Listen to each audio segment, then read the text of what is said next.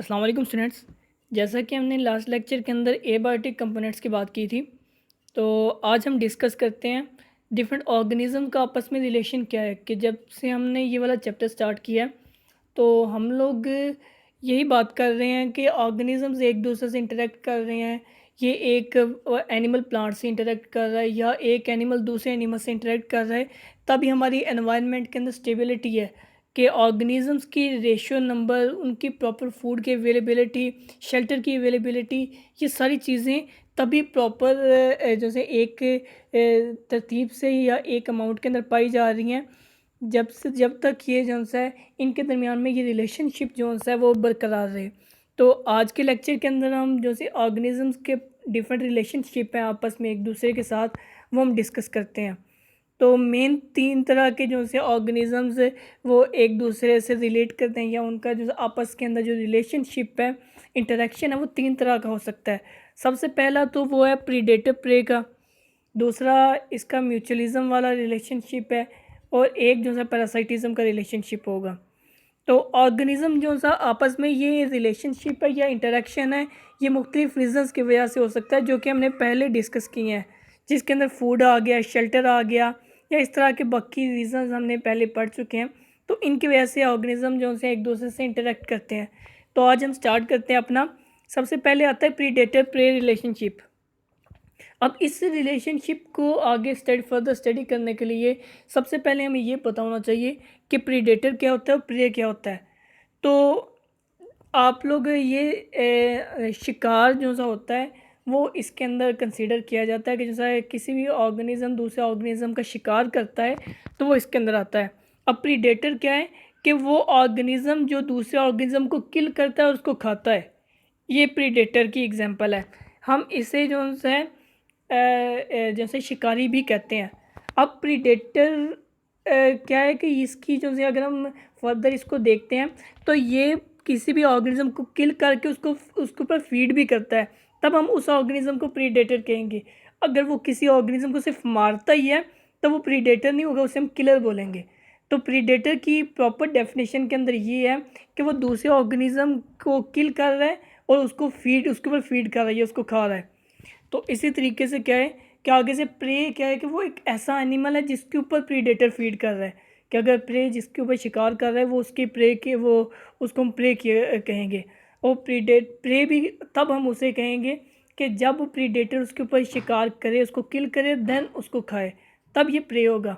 तो इन दोनों का आपस के अंदर जो रिलेशनशिप है कि प्रीडेटर किस तरीके से प्रे को किल कर रहा है या किस तरीके से उसको फीड कर रहा है, इस रिलेशनशिप को हम प्रीडेशन कहेंगे।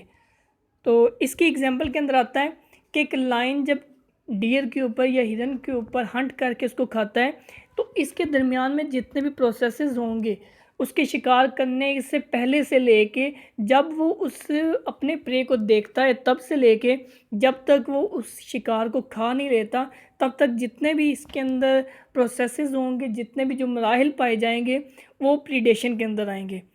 तो इस प्रीडेशन के अंदर जो लाइन है, वो चूँकि हमने पहले बात की कि जो किल करता है और खाता है, वो लाइन इसके अंदर डियर के ऊपर फीड कर रहा है।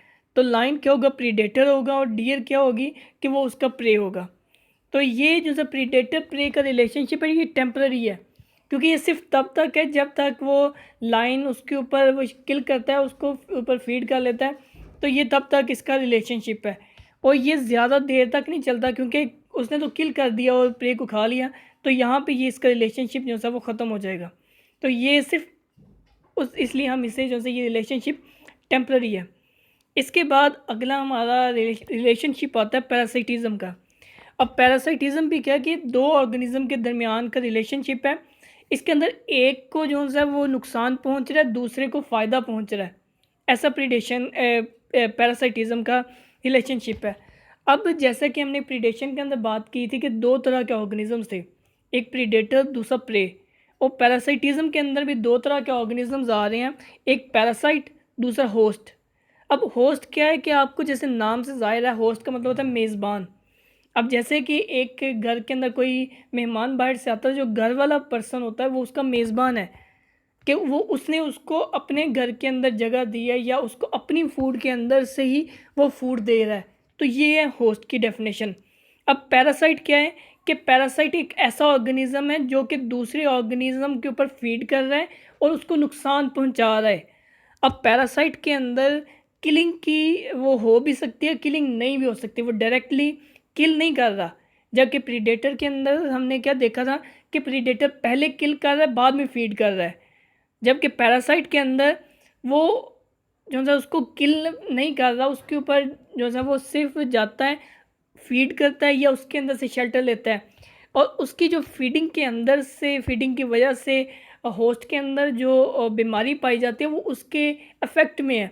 वो जो है पैरासाइट या वो ऑर्गेनिज्म जो है वो डिजीज़ कॉज नहीं कर रहा, वो जिस तरीके से वो फीड कर रहा है उसकी वजह से जो है उसके इफ़ेक्ट के अंदर वो डिज़ीज़ हो रही है। तो पैरासाइट की हमने यही बात की है कि वो दूसरे ऑर्गेनिज्म पे फीड कर रहा है और इन रिटर्न उसे हार्म भी पहुंचा रहा है, कि उसके नुकसान भी पहुंचा रहा है, तब उसे हम ऑर्गेनिज्म को एक प्रॉपर पैरासाइट कहेंगे। तो हमारी जो है मुख्तलिफ प्लांट्स के अंदर और एनिमल्स के अंदर जो है पैरासाइट्स हैं वो डिफरेंट पाए जाते हैं। फॉर एग्जांपल एक अगर मॉस्किटो है तो मॉस्किटो भी एक पैरासाइट है, क्योंकि वो हमारे ऊपर आके फीड कर रहा है, खुराक ले रहा है और बदले में क्या है हमें हार्म पहुंचा रहा है। अब उसका हार्म क्या है कि वो वहाँ पे जो है वो स्वेलिंग हो जाएगी या इचिंग खारिश होती है, वो उसकी हार्म की वजह से है। अब उसके बाद क्या है कि एक ऑर्गेनिज्म वो फीड क्या ले रहा है कि वो उसके अंदर से ब्लड को सक कर रहा है। अब इसी तरीके से क्या है कि मुख्तलिफ पैरासाइट्स हैं जो कि हमारे पाए जाते हैं, जैसे कि लाइसिस होगी, जुमी होगी जो सर के अंदर और रहती हैं, या लीचीज़ होगी जोंके, कि इस तरह के बाकी टेपवर्म्स जो बॉडी के वो हमारे डाइजेस्टिव ट्रैक के अंदर हैं, ये सारे जो से हैं ये पैरासाइट्स के अंदर पाए जाते हैं।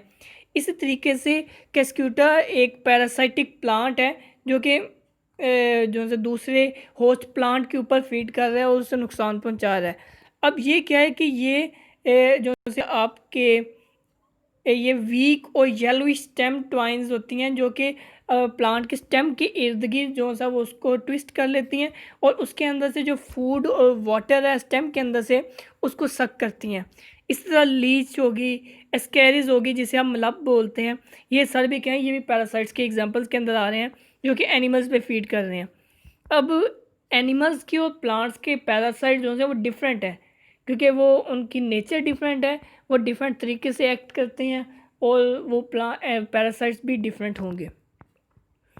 अब जैसे कि हमने दो रिलेशनशिप्स पढ़े हैं, इस तरीके से अगला म्यूचुअलिज्म जो रिलेशनशिप है वो भी दो ऑर्गेनिजम्स के दरमियान में पाया जाएगा।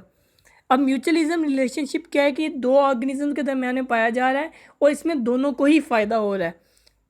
हमने पहले जितने भी रिलेशनशिप दोनों पढ़े हैं उसके अंदर एक को फ़ायदा हो रहा है, दूसरे को नुकसान हो रहा है। इसके अंदर जो है ऑर्गेनिज्म दूसरे ऑर्गेनिज्म के साथ इंटरेक्ट कर रहा है और दोनों को ही फ़ायदा हो रहा है। अब ये एक फ्रेंडली रिलेशनशिप है और ये कुछ प्लांट्स के अंदर और एनिमल्स के अंदर ये पाया जाता है। फॉर एग्जांपल एल्गी और फंजाई इकट्ठे जो हैं वो लाइकन बना देते हैं। तो इसके अंदर क्या है कि ये दोनों को फ़ायदा हो रहा है कि एक उसको फूड प्रोवाइड कर रहा है, दूसरा उसको शेल्टर प्रोवाइड कर रहा है।